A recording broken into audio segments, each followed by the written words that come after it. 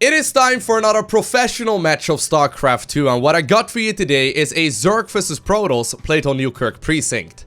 Spawning in the bottom right corner, playing with the red Protoss pieces, we have none other than the player known as Deer. And his opponent spawning on the other end of the map, playing with the blue Zerg pieces, not to be confused with the current world champion of StarCraft 2. He is known as ByuL, and he will be playing with the blue Zerg pieces in this match. Now, ByuL and Byun, you know, many commentators as well as players alike have been confusing the two for a while. They are most definitely very different players when it comes to both their playstyles as well as their, you know, StarCraft 2 races. It's just that their StarCraft 2 nicknames are a little bit similar. I'll try my very best to call him by the correct nickname for the remainder of this cast. But regardless, as you may have already noticed, ByuL actually recently obtained a personal sponsorship by none other than the guys from ByuL. In case you're unfamiliar with BTTV, I'll go ahead and link them down below in the description of this video. But basically, they're the biggest StarCraft 2 channel. They do daily casts and are good friends of mine as well. Really awesome people. But I think it's awesome because, as you may be aware, just a couple of months ago, over in Korea, a lot of the professional gaming teams decided to get rid of their StarCraft 2 divisions in favor of other esports. I guess it's just, you know, business being business. But regardless, of course, a lot of the professional gamers were left financially struggling. And at the very least, for a couple of months, ByuL TV has decided that they're gonna be sponsoring ByuL personally for at least a few months, which I think is absolutely awesome. I have massive respect for that. Hope to do something similar in the future as well if all things go according to plan. Regardless though, ByuL, a very high level Zerg player. He's the current rank 11 in the world. His Zerg vs Protoss has currently got a win rate of 58%, which is incredible. And his total tournament prize earnings is just a little over 81,000 American dollars, which is definitely very respectable. His opponent on the other end of the map, Deer, definitely is a very high-level Protoss player as well, but maybe if you haven't been watching StarCraft 2 for as long as I am, you may be a little bit less familiar with his name. Back in 2013, this guy won the WCS Season 3 as well as the WCS Season 3 in Korea, which were basically some of the highest level tournaments that you could play at the time. I mean, he was absolutely dominating, and ever since 2013, he's always been participating. He's always been a top level competitor for the Protoss race as well, but it seems like at the very least for a while now, he's been getting overshadowed by maybe some players like SOS, like Stats, that just simply have had a bit more success in recent days. But I wouldn't be surprised if Deer randomly starts playing at the top of his game very shortly once again, and I wouldn't be surprised if he turns out to be the most successful Protoss player of the year. I mean, as it is right now, he is the rank 24 in the world, so he definitely has got some work ahead of him, but I don't think anyone would be truly surprised, as this guy has always been a force to be reckoned with.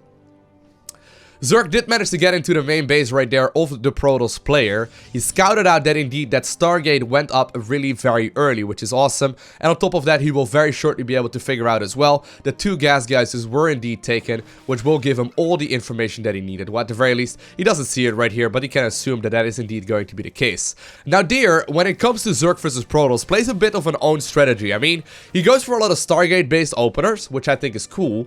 But he also does like this move with Adepts that he keeps on doing in every single match that I've seen him play recently, where he basically pretends to move out across the map, but then doesn't actually move out.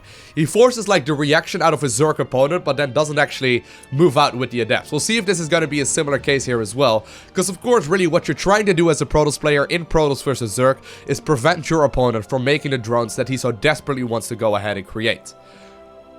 Now, ByuL, on the other end of the map, he's got a Spore Crawler already coming in at the correct timing, of course. He did indeed see that Stargate go down.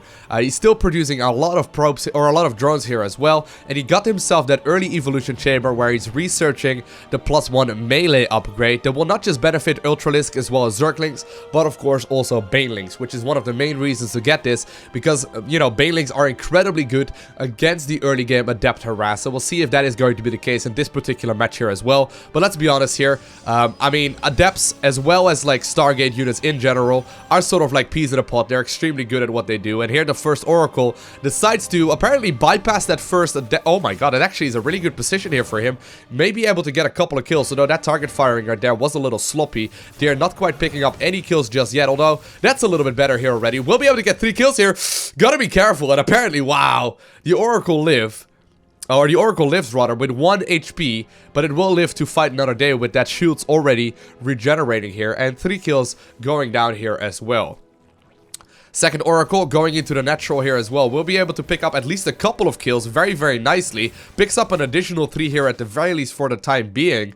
A very solid amount here. Definitely very respectable because this just slows down the Zerg player, right? And really, okay, so here's the move, right? I think this is once again what I was talking about just now. Look at this. So Deer decides to go ahead and research the Adept upgrade here in the Twilight Council. But there's no way that it will be done by the time these Adepts reach the other end of the map. And already, Zerg, of course, did spot this move out with the Overlord on the high ground. Already, Zerg is forced to respond with so many Zerglings.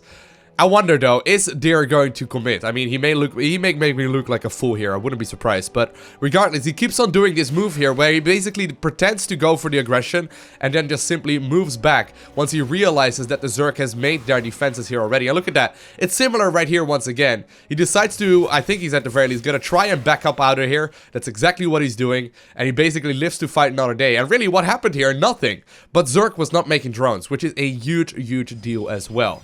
Now, more and more Adepts were indeed created, but the damage was already done. Look at that. Supply-wise, worker-wise, as well as army-wise, Protoss is just simply ahead. And he secured himself a super nice lead here in the earlier stages of this game. Now, you will need to be careful, because indeed, that +1 attack upgrade did just finish up, and there's a lot of Zerglings and Banelings here ready to go. Protoss does not know about the Banelings just yet, and I don't think he will be able to find out here. He's moving on the creep. This is a risk. The Banelings are morphing in, but look at that. The surround with the Zerglings, brilliantly done. And so many of the Adepts end up falling there. ByuL, there you go. I said it, right? ByuL manages to shut this one down brilliantly, and he will be able to take the supply lead for the very first time in this match here as well. He figured out exactly what the follow-up is for his opponent as well. We'll be able to see that the robotics facility will be out here as well, and it will be producing a bunch of robotics units here too. But still, the Adepts, you know, while they didn't do any damage, economy-wise, Protoss has got what they were looking for, right? A couple of Adepts once more loaded up into the Warp Prism. They will be able to start one-shotting these drones very, very efficiently. Zerglings, however, threatening a run-by here. Will they be able to get in there? Now, there is a Zealot on hold position, and there also we do see the photon overcharge on the pylon. So far, the defenses here have been absolutely spot on from Deer. Very, very nicely done. Although he did end up losing a bunch of the Adepts, he got the economy secured here already, which is very, very significant. A couple of Adepts here in the main base will be able to start one-shotting those workers very, very nicely. A couple of them actually already do end up falling, and apparently this is enough to force all of these Zerglings to start moving home here as well. Deer, of course, could just simply pick up and get it out of there, although it does look like he's gonna be committing here. And actually, in total, 10 workers ended up falling, which is a very nice amount for just a small set of Adepts right there. And apparently, we do now also see the follow-up here for the Protoss pieces, where he goes for the High Templar here, which I really, really like. When it comes to the Zerg army right now, right, you can see that most of it will be based around Zerglings, Hydralisks, and Banelings, which is an incredibly strong composition, but you do need at least like 80 or so workers to properly make it move. And when you see that Zerg is indeed committing to this army already off of 70 workers, this is a little bit scary, because ByuL will have to put a lot of effort into this push, and I wonder, considering the defensive posture here from Protoss, right, that he will be able to do a whole lot with this whatsoever. Now, of course, Protoss does need to be careful. If these, oh my god, if these units are randomly caught off guard, this could do a lot of damage. Nice force field there, however. We'll be able to finish up a lot of these Zerglings. And actually, this is still looking a little bit scary. A few of the Hydralisks managed to swoop on around here as well. And apparently, a lot of this Protoss army, while I didn't think that it would be able to do any damage here from the Zerg player's point of view, all of a sudden, this army is looking in a little bit of trouble. Apparently that one Immortal lives to fight another day here as well. Regardless though, this is still a really solid game here for Deer. I mean, sure, supply-wise, once again, he's behind, right? But Zerg has got so much, like, it doesn't have that much economy. That's kind of the problem that I'm running into here. This is a very powerful army here. Banelings, Hydralisk, and Zerglings too, but this is a little scary, because once this Protoss army maxes out between Zealots, you know, of course, High Templar, then we have Archons, and then also Immortals, and maybe a few Stalkers here and Adepts too. This is going to be a very scary army here for the Protoss player, and I wonder if Zerg will have enough to try and deal with this. Now, I love the tech switch here, though. The tech switch towards the Hydralisk den, and then morph it into a Lurker den as well. That will be able to deal with this army much more efficiently here. But of course, the Banelings could potentially get some nice detonations off. Beautiful Storm, though. Picks up a handful of those Banes with relative ease. Zerg still trying to set up that surround. I think there's going to be at least 2 more Storms available. Second, brilliant Storm going down as well. Beautiful splits here too by the Protoss player here to make sure that all of these units at the very least will not be able to take that much damage. And once again, those Storms are spot on. That is a very difficult thing to do here for Protoss, and very nicely done there. And while more and more Zerglings are indeed being produced, with those Storms taking out those Banelings, this army doesn't look very threatening here at all, at the very least for the time being. We'll see though exactly what will happen once this Lurker Den will finish up. I'm starting to be a little bit worried here, because Deer has got already a pretty solid army here to deal with this Lurker switch as it is right now. I mean, look at it, right? The usual counter to like Lurkers in general is going to be Immortals as well as Archons, and there's a lot of those already. At the same time, a lot of Adepts have made their way into the main base of the Zerg player. At the same time though, a lot of the Protoss army is indeed moving across the map still. Only a few workers were indeed being killed there, and that defense was much better. But Deer has got the supply lead here as well, and this will all come down to the Baneling detonations. Will the Banelings be able to connect to this army properly? Of course, Banelings do indeed do friendly fire, or rather, Storms do indeed do friendly fire to all of the Protoss units as well. And all of a sudden, this Protoss army looks like it may have very well overextended. A lot of the High Templar end up falling, and with a brilliant connection there, ByuL ends up picking up the victory in that engagement, and he immediately goes for the tech switch to 8 Lurkers. What a beautiful move there by ByuL. I mean, he managed to surround all of the units in the main base. He got rid of all of the Adepts, and then he smelt blood when it came to that aggression. And all of a sudden, this fight is looking very solid here for the Zerg player, right? It's a very, like, glass cannony kind of composition where with one misstep you may lose all of it, but if you control it really well, like ByuL was indeed showcasing, you could potentially pick up the victory. Now, ooh man, all of these Zealots though doing so much work here, as well as those Storms dealing a lot of damage to all of those Lurkers, but still, Lurkers deal a lot of damage as well at the same time. And once more, that crazy like, you know, the crazy like glass cannony kind of composition may very well just barely hold on here, although Protoss is looking menacing. Beautiful time warp there as well, slowing down the retreat of all of those units. And once the charge comes off of cooldown, I think these Zealots may very well be able to pick up the last of these Lurkers here as well. Now, I don't think he wants to really quite go on creep, although we have a crazy back and forth fight where the engagements are just simply happening here non-stop.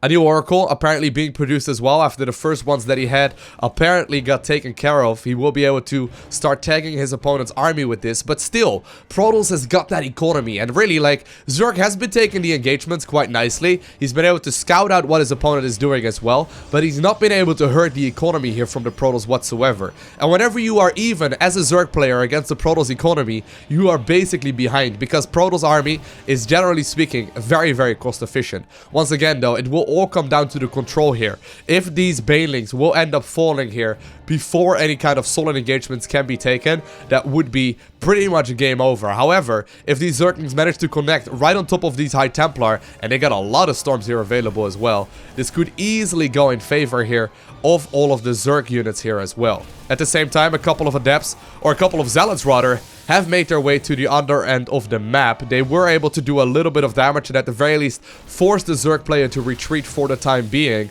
But really, none of it is that big of a deal. Instead, I would say that this game will probably come down to one major engagement, because both players are getting to the point where they will be able to max out in just about a minute or so from now. And this army here for Protoss is looking extremely terrifying.